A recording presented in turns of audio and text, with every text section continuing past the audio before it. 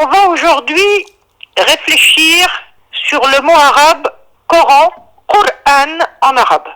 Quand on change de société ou d'époque, un même mot réutilisé change de sens, et cela parfois de façon très importante, quelle que soit son origine.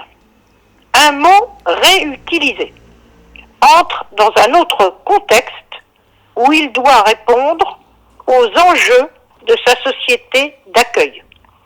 Ces enjeux sont conditionnés par les conditions de vie qui, elles-mêmes, façonnent les modes de représentation et les imaginaires, autrement dit, ce qu'on pense, ce que l'on perçoit, ce à quoi on réagit.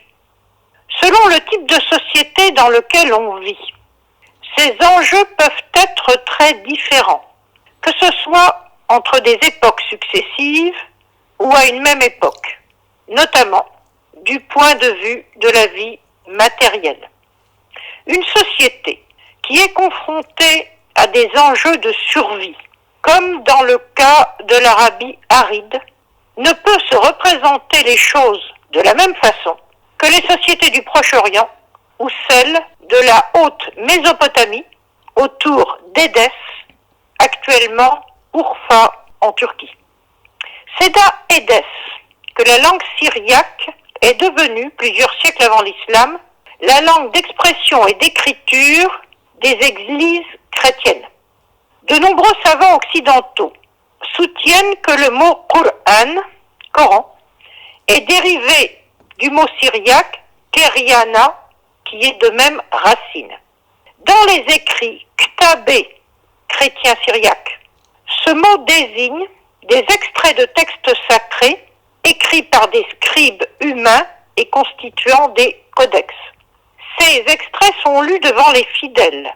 On les appelle lectionnaires, Keriana. On trouve dans le Coran comme en syriaque une association entre le mot kitab et le mot Qur'an, puisque le Qur'an est la transmission d'un kitab.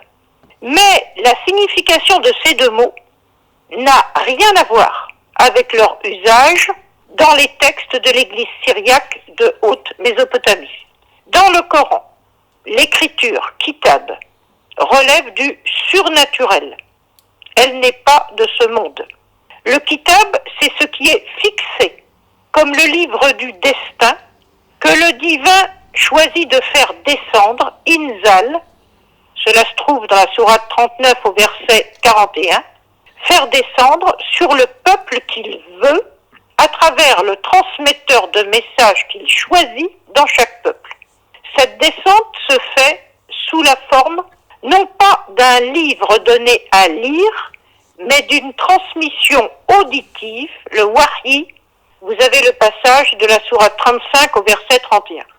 Ce wahi doit à son tour être transmis oralement et sans rien y changer. C'est le sens du mot Qur'an, transmis à ceux auxquels cette transmission est destinée. Quelle que soit son origine, syriaque ou non, le mot Qur'an fonctionne donc dans le texte du Coran comme le nom verbal du verbe qara'a. Ce verbe est également très présent en hébreu avec le sens banal d'appeler quelqu'un. Cela se trouve dans Genèse 27:1. Mais aussi avec le sens de proclamer, par exemple, le nom divin, comme dans Genèse 12:8. Ce passage est à rapprocher du verset 1 de la sourate 96 avec l'impératif Iqra, proclame. Pour ce verset du Coran, comprendre lit, c'est donc un anachronisme et un contresens culturel. On trouve certes en hébreu Iqra, avec le sens de lire, une écriture de main humaine qui a été auparavant révélée. C'est le cas de Moïse dans Exode 24:7. Mais dans ce cas, le mot qui désigne l'écrit, c'est seper, que l'on trouve dans le Coran sous la forme au pluriel asfar, dans la sourate 62 au verset 5. Mais dans ce cas, la connotation de ce mot est négative, car renvoyant à un écrit de main humaine. entre Torah et Coran. Il y a dans ce cas ce qu'on peut appeler une frontière anthropologique qui relève de l'impensable.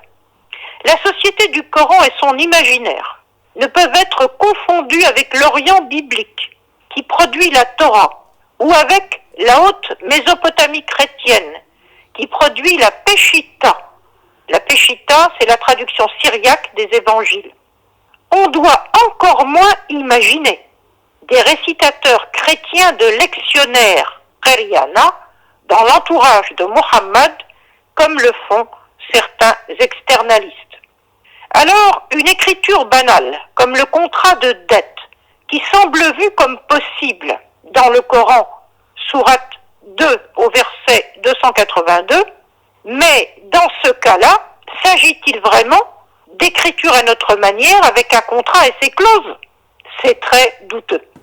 La révélation, elle, ne peut s'écrire de main humaine au risque de l'altération. C'est d'ailleurs ce qui est reproché violemment aux Juifs médinois dans la sourate 2 au verset 79. Dans la société du Coran au 7e siècle, la révélation peut se transmettre seulement comme une transmission orale, sous la forme justement d'un Qur'an avec le sens spécifique de l'époque. Il va de soi que dans l'islam lui-même, on ne comprendra plus ces enjeux car on aura changé de société quand on sera passé de la tribu à l'empire. À bientôt.